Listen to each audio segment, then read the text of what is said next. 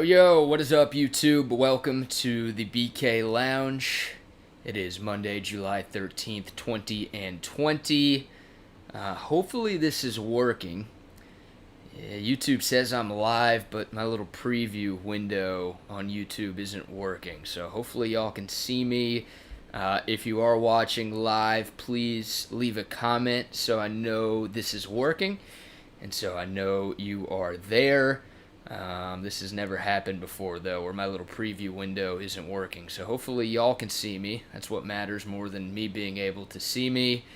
CB, all right, you're here. What's up, big dog? Can you see me? Is my video working right now? Because on my end, I can't see myself. So I just want to make sure you guys aren't staring at a black screen right now.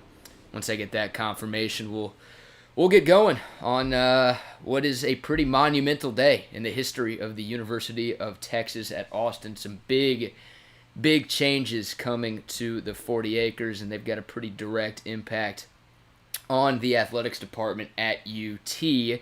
So we will get to those, I think.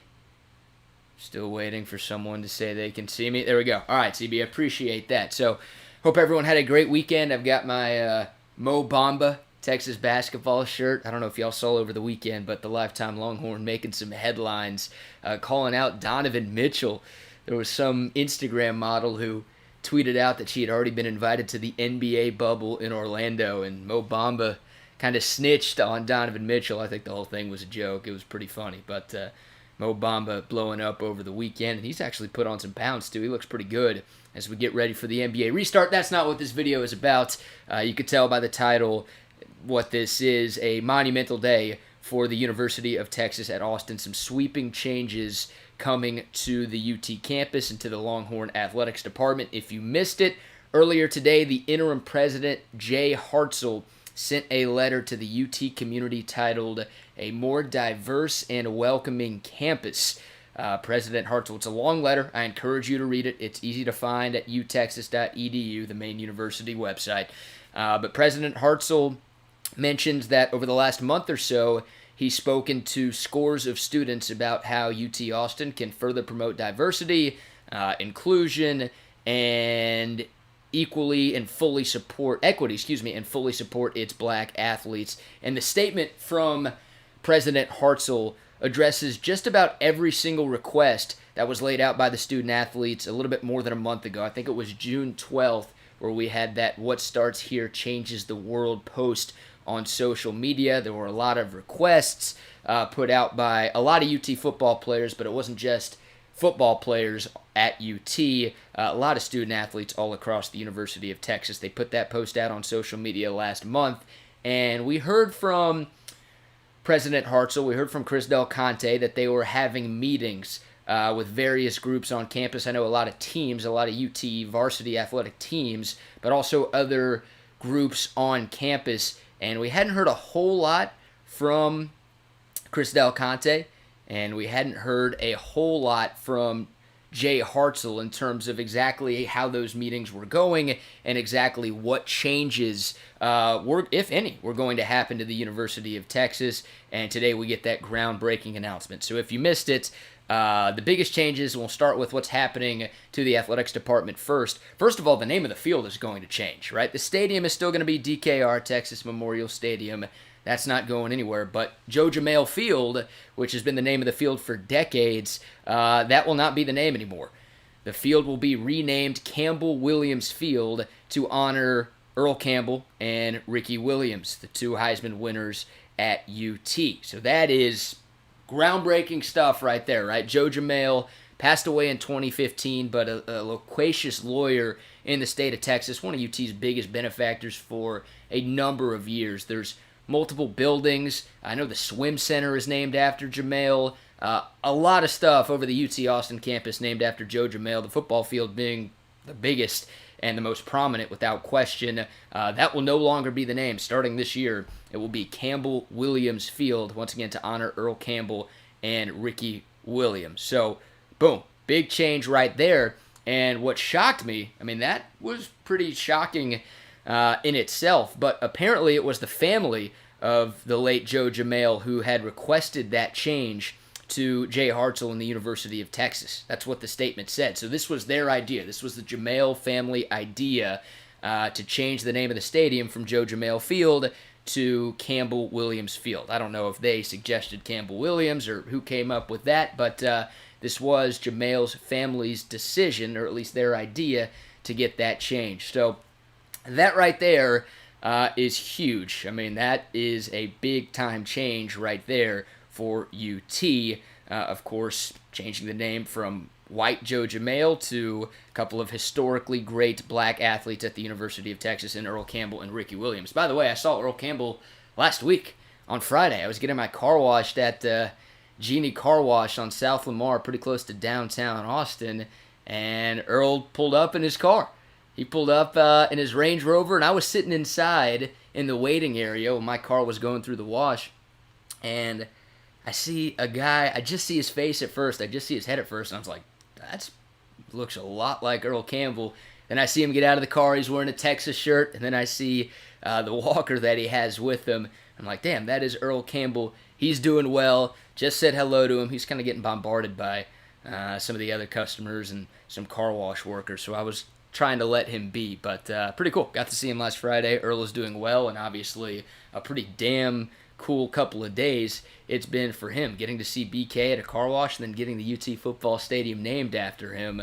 A car wash, I'm sure, a bigger deal for him. So that's the number one change. Number two, the school is going to erect a statue of Julius Whittier. Whittier, the first black football letterman in Texas history in 1970.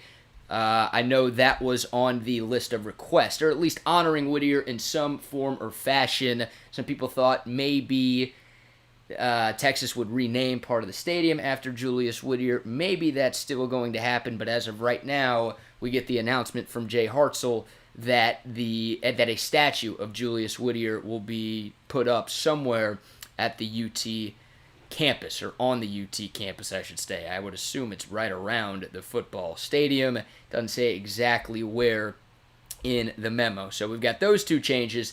And then one of the controversial ones, one of the more controversial requests coming from the Texas student athletes, in that What Starts Here Changes the World social media post a month ago. The student athletes were asking for a donation, or at least an allocation of athletic department revenue going towards Black Lives Matter charities.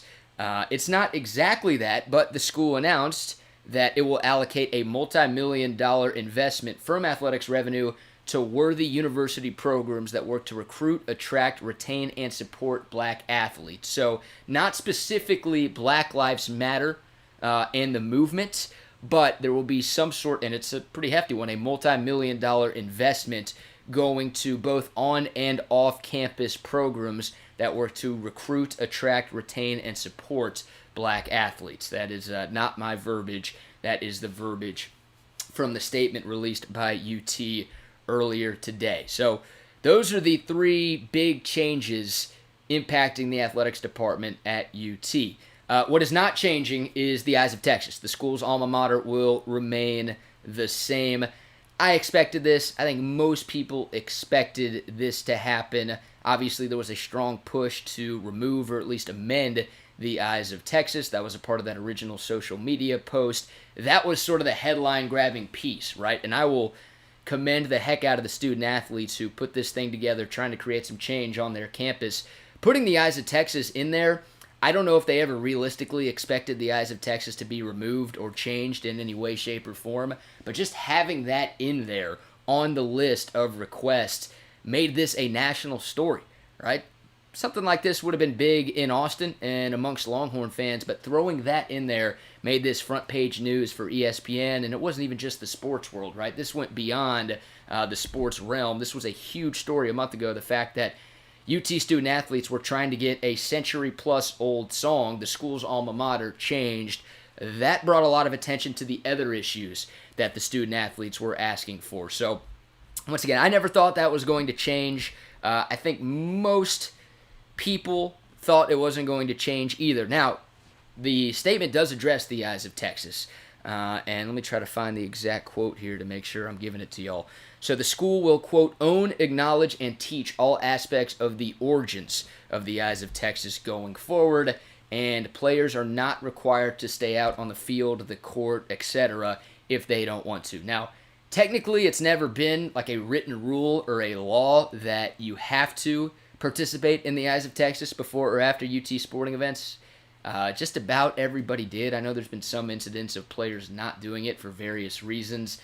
I think Jawan Mitchell last year before the Texas Tech regular season finale for UT, he didn't stay on the field for the Eyes of Texas, but he ended up entering the transfer portal a few weeks later, so maybe it was more related to that. I think it was more related to his unhappiness with the Texas football program versus the undertones of the Eyes of Texas, or what the song meant to him.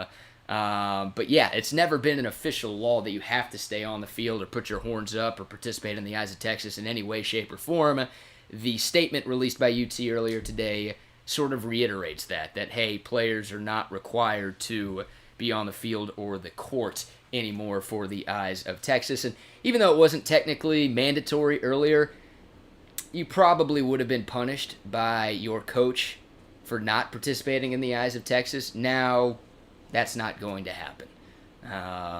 Something like that can't happen, or it would become a huge story, and obviously it would take away from the statement that was released by UT earlier today. Some other changes coming to campus. These affect the athletics department a little bit less, but just impact the UT campus as a whole.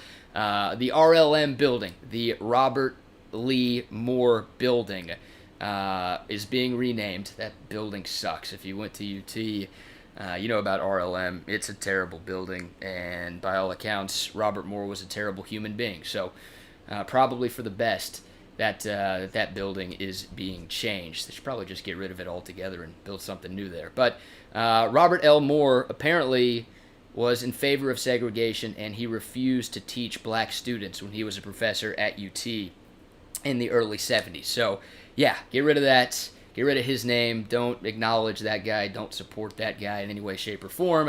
The RLM is going to be renamed to the Physics, Math, and Astronomy Building. So not named after anyone, just called the Physics, Math, and Astronomy Building. Very exciting there.